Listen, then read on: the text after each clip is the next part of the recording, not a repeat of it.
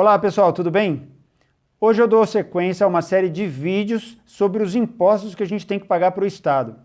Na semana passada eu falei sobre os impostos que a gente paga sobre o nosso patrimônio, no caso o IPVA e o IPTU, e também sobre o imposto que a gente paga sobre a nossa renda, no caso o imposto de renda. Mas no vídeo de hoje eu começo a falar dos impostos que incidem sobre as mercadorias e os serviços que a gente consome. Eu estou falando do IPI, do ICMS e do ISS. Vamos começar?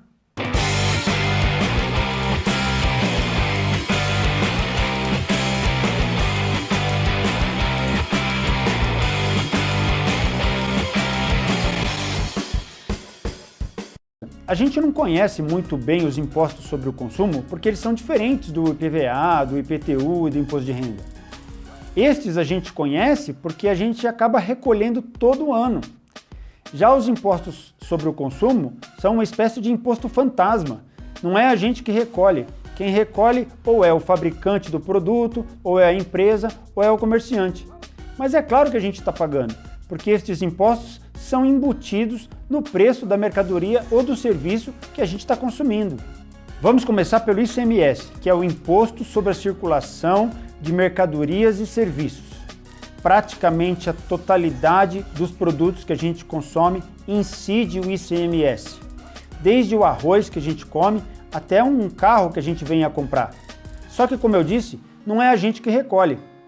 Vou dar um exemplo. Digamos que você vá até uma concessionária para comprar um carro. Quem vai recolher o ICMS é a concessionária.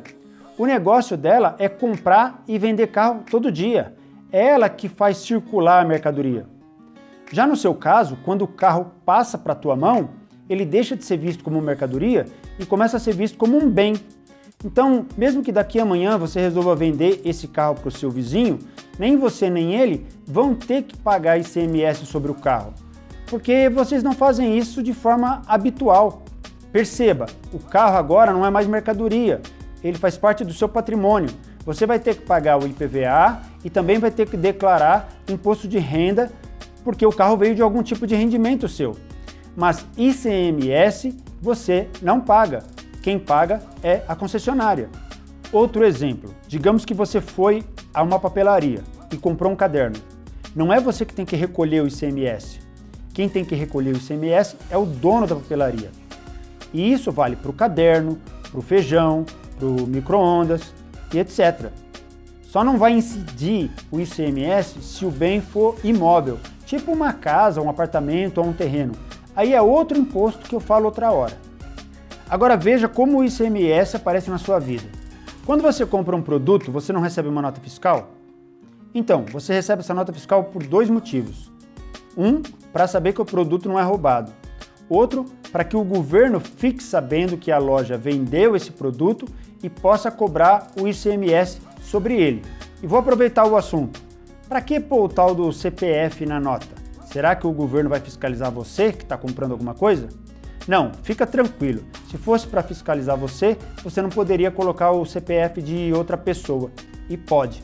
Na verdade, a ideia de você pedir a nota e colocar o seu CPF é para que o governo evite sonegação de impostos pelo comerciante. E a vantagem que você tem ao colocar o CPF na nota é que você recebe uma parte do dinheiro que o governo recolheu com a venda daquela mercadoria. Mas quanto é que a gente paga de ICMS afinal? Olha só, existe uma porcentagem que é aplicada sobre uma espécie de valor agregado do produto que a gente consome. Nos produtos básicos, como arroz, por exemplo, a média é de 17%. Já em produtos considerados supérfluos, como cosméticos e perfumes, esse percentual sobe para 25%. Mas também tem produtos que estão isentos do ICMS, como é o caso dos preservativos, dos livros e dos jornais. Só que essa porcentagem também varia de estado para estado. É por isso que uma empresa se transfere para outro estado. Ela está tentando pagar menos ICMS. É daí que vem aquela tal da guerra fiscal entre os estados. Como o ICMS gera muito dinheiro para o estado, ele fica pechinchando para tentar trazer as empresas para a região dele. Para amenizar essa briga, os estados fazem acordos quanto à divisão do ICMS. Mas você se lembra da sigla ICMS? Imposto sobre a Circulação de Mercadorias e Serviços? Então, que serviços são esses?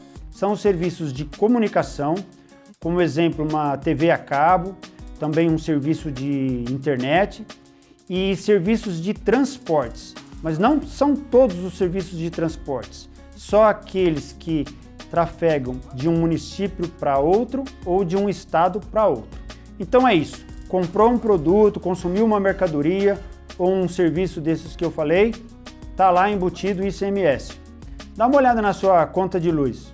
Provavelmente 25% do que você está pagando é de ICMS. Agora vamos ver o ISS, Imposto sobre Serviço, também conhecido como Imposto sobre Serviço de qualquer natureza.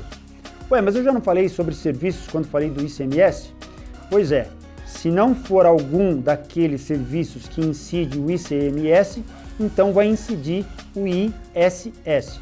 Por exemplo, eu falei dos transportes. Se no caso uma empresa de ônibus circular apenas dentro do município, aí ela não paga ICMS, e sim ISS. Outra coisa, a porcentagem do ISS é sobre o preço do serviço e varia entre 2% e 5%. Pensa num serviço agora, geral. Pensa num hospital, num buffet, num cinema, numa mecânica, num serviço de informática. Ainda que você seja um autônomo, advogado, engenheiro, médico, dentista, arquiteto, está prestando serviço? Tá. Então tem que pagar o ISS. E a diferença é que enquanto o ICMS ia para o estado, no ISS o dinheiro vai para o município. E o ISS junto com o IPTU é aquilo que mais gera dinheiro para o município. Daí também que tem guerra fiscal entre os municípios. Só que agora em abril saiu uma lei que o prefeito não pode fazer isso, não pode ficar pechinchando o ISS. Mas e para fechar, tem ocasiões que você pode ter que pagar tanto o ICMS como o ISS. Quer um exemplo? Digamos que você tem uma academia de musculação. Ora, você está prestando um serviço, tem que pagar o ISS. Agora digamos que você resolva vender suplemento alimentar dentro dessa academia. Você não está fazendo circular mercadoria? Então agora você tem que pagar o ICMS também. E agora rapidinho vamos falar do IPI, que é um imposto sobre produtos industrializados. Então vem cá, você é industrial ou você é importador de mercadorias? Porque se for, é você que tem que recolher esse imposto. Não sei se você se lembra, mas um tempo atrás o governo reduziu o percentual do IPI naqueles produtos que a gente chama de linha branca, tipo fogões, micro-ondas e geladeiras.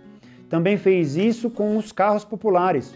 Qual que é a ideia? A ideia é controlar a economia.